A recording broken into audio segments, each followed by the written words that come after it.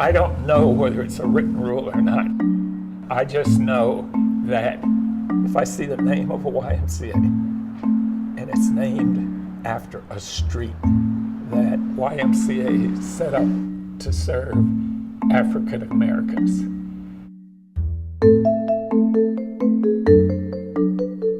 The YMCA is one of those great institutional legacies that has given so much for so long to so many and has really made a profound difference in the lives of families and children in our community. My father was a Mason, this being a new black branch. The black Masons were given the task of laying the cornerstone. My mother tells me that she brought me here in 1939 to witness the laying of the cornerstone. I was here. Segregation in Delaware was alive and well. And so people of color, we grew up going to this Y. It served a very important purpose. It met a very critical need. Rich in history. Rich in history. Some dynamic people are here. Dynamic people have come through here. There's a need to recapture some of that history.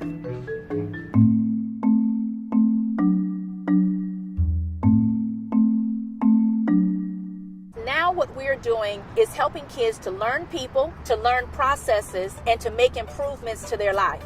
And to make sure that kids don't get to life and are shocked by what's waiting for them.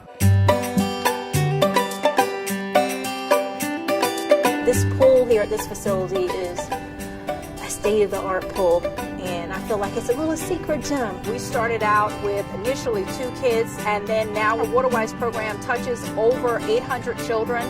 I like being in the water. It's relaxing. It gets me motivated and get my stamina up. When I first came to swim for the Y, I couldn't even do 1 full lap. I like watching swim meets on TV and see like their stroke. I learn from their techniques. Coming to the Y, they push me harder and harder every day because they know I could do better than what I'm doing. I appreciate it because it's making me better and it's benefiting for my life.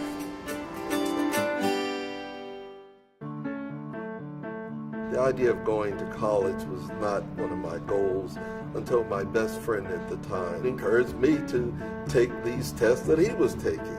And lo and behold, I scored very well. You have the Black Achievers Program, which is a nationally recognized program that's housed out of this facility.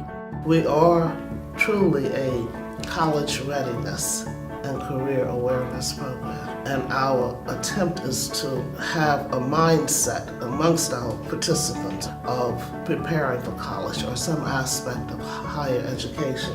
Through the years, I've come to believe that one's friends, one's peers, actually are the greatest influence, because as young people, we want to be like somebody else. If you're in a setting where your peers are doing positive things, then you are more likely to aspire to like positive things. I don't know, I just feel like if I don't come, then I'm missing out on so much. And when I do come, I'm always happy that I'm here, no matter what. In Delaware, Wilmington specifically, we are probably between about a 10 and 15% dropout rate. So having a program that has a 94% college entrance rate, I think is phenomenal. I don't necessarily know which one I'm going to go to yet, but I know I'm going to college. I've already been accepted to one. It's supposed to be a college readiness program, but I think it's a life readiness program. The younger we start with them, and the younger we can implant in their precious minds the importance of education, the more likely we're going to be successful. I represent myself, my family, my community, my education, and my cultural heritage with pride, dignity, and excellence. I am a Black achiever. I am a Black achiever.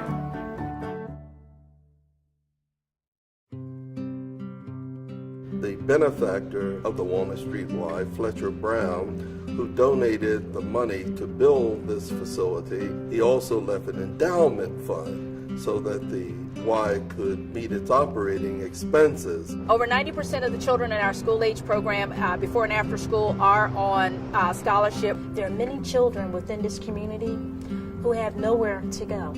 It saves children from being out in the street. A lot of people who are responsible for the development here are from here. A lot of the folks that work here are products of the Y itself. I recognize that someone volunteered their time to help a rugrat from the east side of Wilmington see a different world. The world that I see now is a world that I never could have imagined for myself were it not for the YMCA and the experiences I had here.